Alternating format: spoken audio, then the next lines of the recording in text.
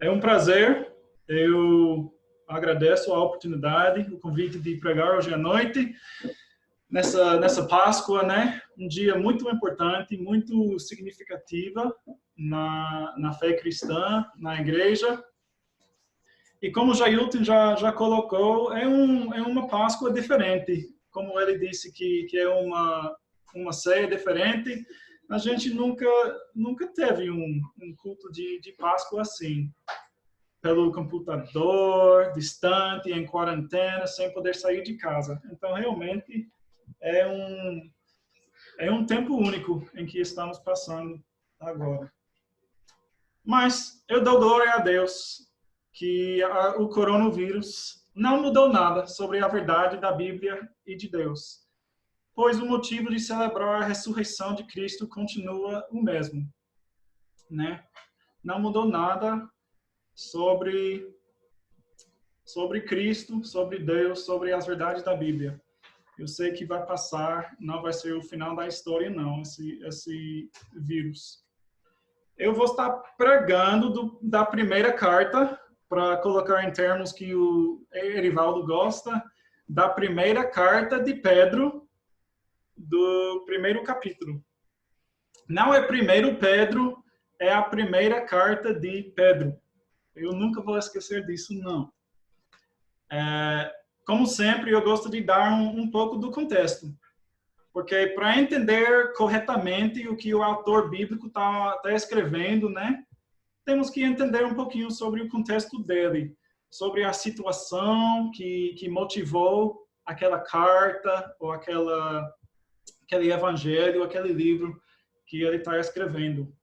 Então, aqui em 1 Pedro, como já vemos, em capítulo 1, versículo 1, ele está escrevendo a carta para os eleitos, que quer dizer os crentes, né? Os eleitos de Deus, que são dispersos pela Ásia Menor, que hoje em dia se encontra no país de Turquia. Eu não sei como vocês são de geografia, mas tem um país na Ásia chamado de Turquia. E os povos são vários povos em várias nações. Eles são os destinatários dessa carta. Pedro, ele provavelmente escreveu essa carta enquanto ele estava na Roma. E ele provavelmente escreveu no ano 62 ou 63. Isso quer dizer que é 30 anos após a morte e a ressurreição de Cristo. E essas pessoas que receberam a carta, não teriam conhecido nem visto Jesus pessoalmente. Mas a igreja, graças a Deus, estava crescendo, estava se espalhando bastante. Mas como o cristianismo foi uma religião nova pelo mundo todo, né? Relativamente nova, a maioria das regiões tinham uma cultura e uma religião greco-romanas, que fez com que esses crentes sofreram perseguição, muita perseguição pela sua fé. Porque estava chegando uma mudança, né? Uma coisa que mudou o normal daquela região. E por isso eles foram bem perseguidos. Na época, em 62, 63, Nero era o imperador da Roma. Mas ele, talvez já conheçam, já saibam quem é Nero. Mas ele, nesse momento, ele não tinha começado ainda aquela perseguição violenta e sistemática contra os seguidores de Cristo. Por enquanto, a perseguição só era social. Os crentes, eles eram marginalizados, zombados, demitidos dos seus empregos ou até afastados das suas famílias. Então, esse é o contexto, né? O ambiente em que estava vivendo essas pessoas que receberam a carta. Pedro, ele mandou essa carta para que essas pessoas se sentissem encorajadas em meio a tempos difíceis. E, na verdade, os dois temas, a maioria dos teólogos dizem que a primeira carta de Pedro tem dois temas, que são dificuldade e santidade. E realmente, segundo Pedro e segundo qualquer um que estuda a Bíblia, é impossível desconectar ou separar esses dois temas na vida cristã, de dificuldades e santidade. E Pedro, ele lembra aos crentes que a perseguição e o sofrimento certamente virão. Mas ele também os encoraja pelo fato que essas dificuldades edificam a fé deles e os crescem em santidade, faz com que eles cresçam na santidade. Mas ao mesmo tempo, dificuldades não só cresce a fé e a santidade, e ao mesmo tempo o crente que tem valorizado e trabalhado sua santidade, ele vai poder enfrentar essas dificuldades da vida com uma esperança e uma alegria que são somente possíveis pelo poder de Deus. Então, vocês estão entendendo essa correlação de dificuldade e santidade. Os dois, eles são ligados um ao outro. A santidade, quanto mais santidade, mais fácil é passar pela dificuldade. E quanto mais dificuldade você passar, se você continuar em Cristo, quanto mais vai crescer a sua santidade. Então, com isso em mente, esse contexto, vamos ler o texto. Eu vou tentar uma coisa aqui para acompanhar. Vocês estão vendo? Tá, vamos ler de 1 Pedro 1, 3 a 9. Realmente eu pedi ao meu auxiliar, meu assistente, a nos ajudar aqui na leitura. Que se chama de carta. Bendito seja o Deus e Pai de nosso Senhor Jesus Cristo. Conforme a sua grande misericórdia, Ele nos regenerou para uma esperança viva, por meio da ressurreição de Jesus Cristo dentre os mortos, para uma herança que jamais poderá perecer, macular-se ou perder o seu valor. Herança guardada nos céus para vocês, que, mediante a fé, são protegidos pelo poder de Deus até chegar à salvação prestes a ser revelada no último tempo. Nisso vocês exultam, ainda que agora, por um pouco tempo, devam ser entristecidos por todo tipo de provação.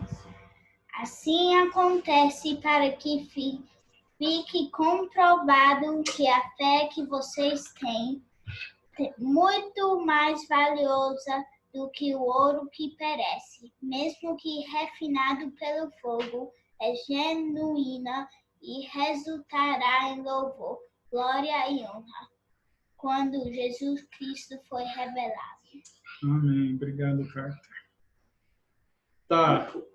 Então, Pedro, nessa carta, ele está chamando crentes a se animar. Você lembra dos temas da carta? São santidade e sofrimento, né? Santidade e dificuldade. Para chegar a esses assuntos, Pedro, ele primeiro explica como o poder e a firmeza divinos são essenciais para nossa santidade e para poder crescer em meio a sofrimento.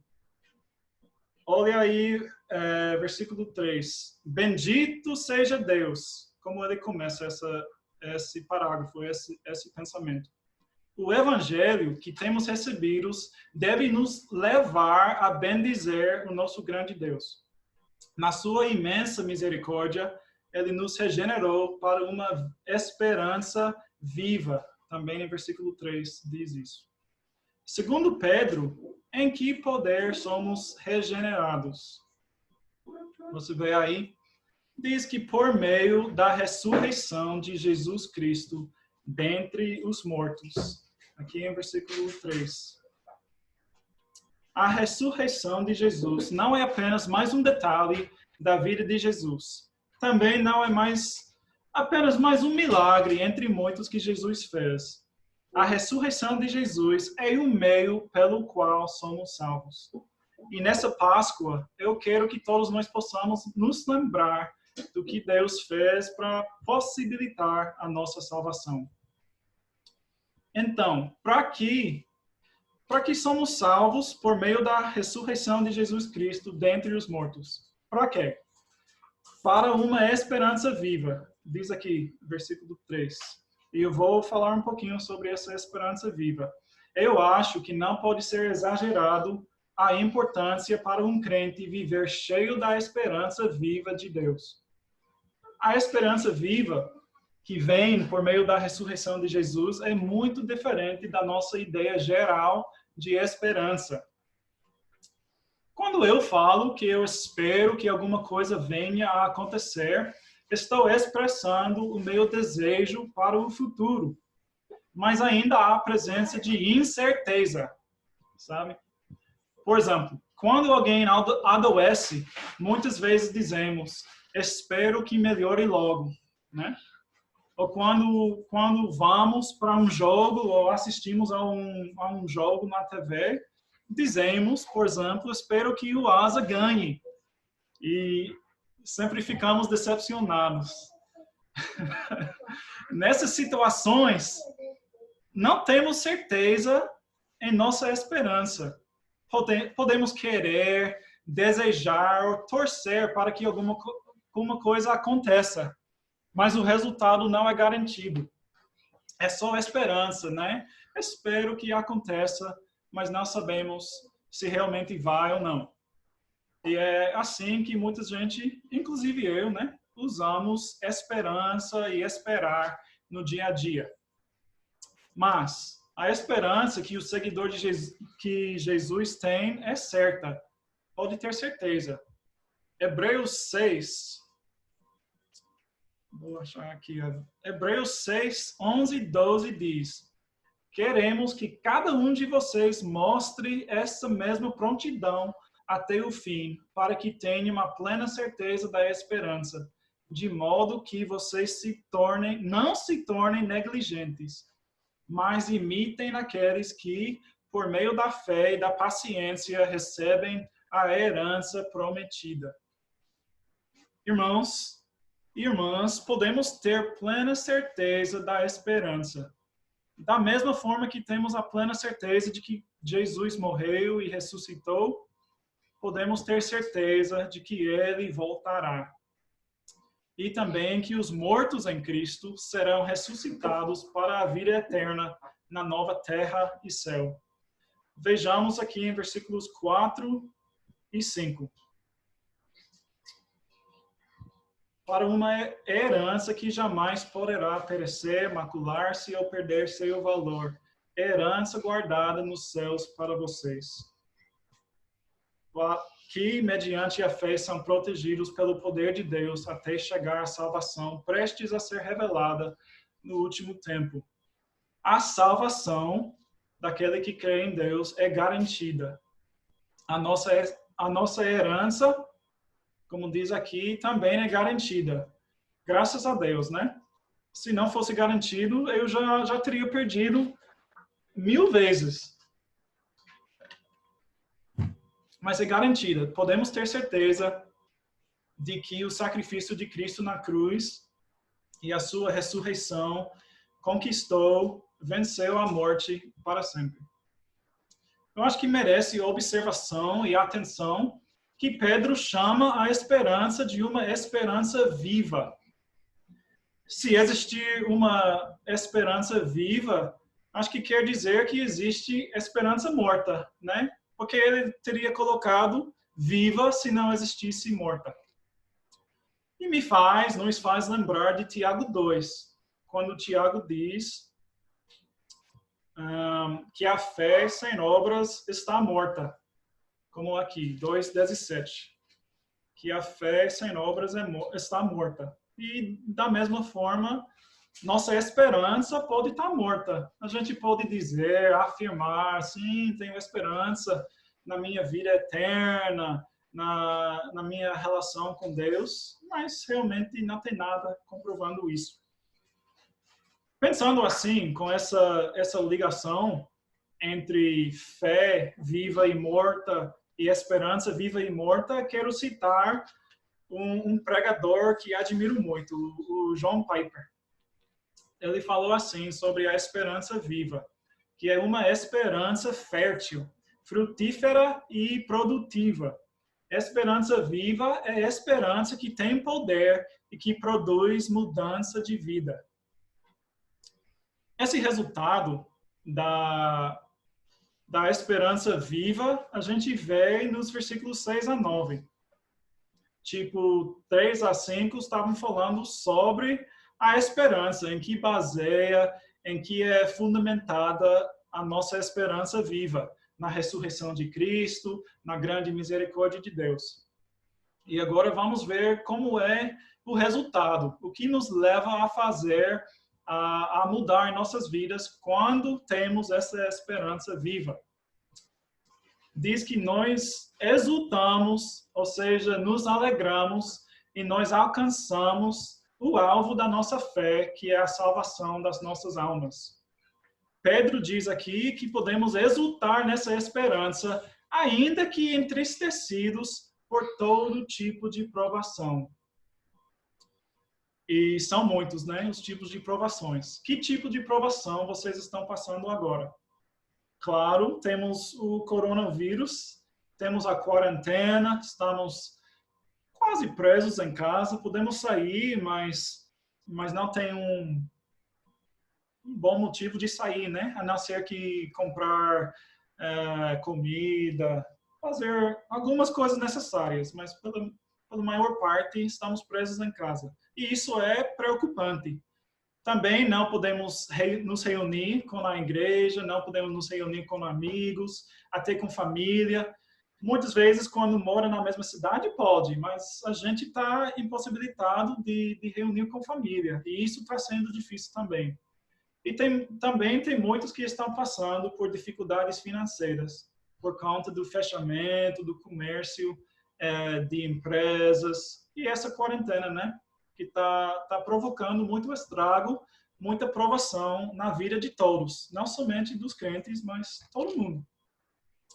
Mas apesar de tudo isso, como diz Pedro, apesar de todas as nossas provações, temos uma esperança viva. O crente tem a esperança viva que nasceu na ressurreição de Jesus, que já aconteceu. A ressurreição já aconteceu, né? Podemos olhar para o passado e já aconteceu isso. E também temos a promessa da ressurreição futura, a ressurreição dos santos, que ainda há de acontecer. Ao exultar nessa esperança nos momentos difíceis, nossa fé, como diz aqui versículo 7, é comprovada como genuína. Eu acho que podemos nos identificar muito bem com os destinatários dessa carta de Pedro. Como falei no começo, são crentes em cidades na Ásia Menor. E a maioria desses crentes foram gentios, como nós somos gentios, né? Eles também viveram em cidades com poucos crentes tentando ser luz nas trevas. E, sem dúvida, eles sofreram mais perseguição do que nós sofremos. Acho que isso é claro. Mas até o envio dessa carta, a perseguição não foi física, não foi violenta. Então é possível que a gente sofra perseguição de amigos, de professores, de pessoas na cidade. Mas semelhante a esses crentes, não foi física. Não foi uma coisa que ameaçava o bem-estar, né? A saúde, né, da pessoa. Não foram mortos até esse momento.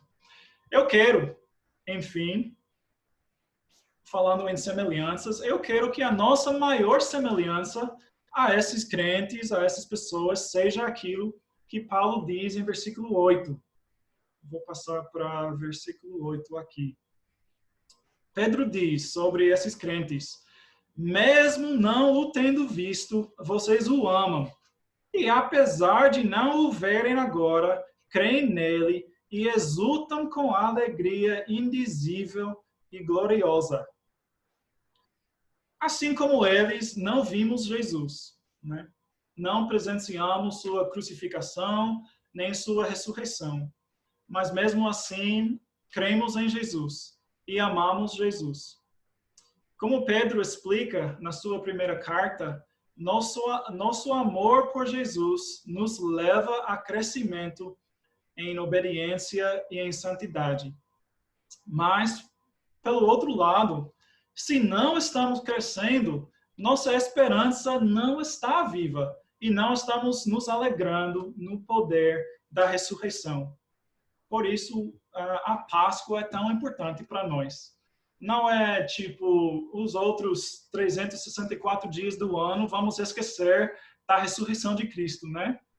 Mas é tão importante essa data para a gente nos lembrar, para a gente se lembrar disso, que devemos estar alegrando no poder da ressurreição. É o poder da nossa fé, é o poder da nossa esperança.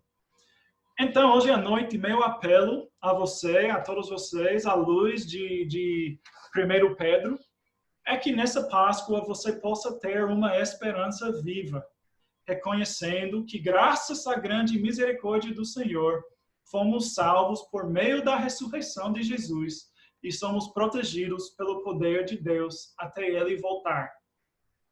Esse é meu apelo, meu desejo, que possamos, todos nós, refletir no significado de Páscoa, o que foi realizado, como a morte foi conquistada, vencida no dia da ressurreição. E agora somos herdeiros desse poder, dessa graça, e Deus não vai falhar em cumprir sua promessa para conosco. Então, sejam encorajados, sejam fortalecidos na fé, embora a gente não possa se reunir presencialmente. Eu dou graças a Deus, como falou Erivaldo, por esse recurso da internet para poder reunir virtualmente e ainda louvar a Deus, se edificar e ter comunhão junto com vocês. Então, quero orar e isso vai fechar o meu momento. Nosso Deus, nosso Pai, obrigado por tua bondade para conosco, Senhor. Obrigado por tua grande misericórdia que levou Jesus à cruz. Mas seu poder era grande demais e é grande demais, Senhor. E ele conquistou a morte, ele venceu, ele saiu do túmulo e agora está vivo. Ele está sentado ao seu lado direito, reinando para todo sempre, Senhor. Eu dou graças a Ti por isso, que possamos ser servos fiéis a Ti, que possamos lembrar desse poder que o Senhor nos deu, que possamos lembrar que nossa salvação é devida à sua ressurreição. E no futuro, não sei quando vai ser, ninguém sabe, mas o Senhor vai ressuscitar todos os mortos em Ti, todos os mortos em Cristo, todos os santos, para viver para todos sempre na nova terra e nos novos céus. Eu peço a Ti, Senhor, que esse vírus passe logo, que os médicos achem a vacina, o remédio, o tratamento, para que não seja tão estragadora em nosso meio, Senhor. Que o Senhor possa conter o vírus, que possa conceder coragem, perseverança à sua igreja, para que possamos ser a luz e o sal no mundo durante esse tempo difícil. Eu dou graças a Ti pelo pastor Luiz Carlos, sua liderança, que o Senhor ainda acompanhe a busca de um novo pastor, e eu imagino que está pausado, mas que o Senhor mande aquele homem que quer para liderar essa comunidade de fé. Obrigado, Senhor, que o Senhor esteja conosco, que possamos Te servir alegremente. Em nome de Jesus. Amém.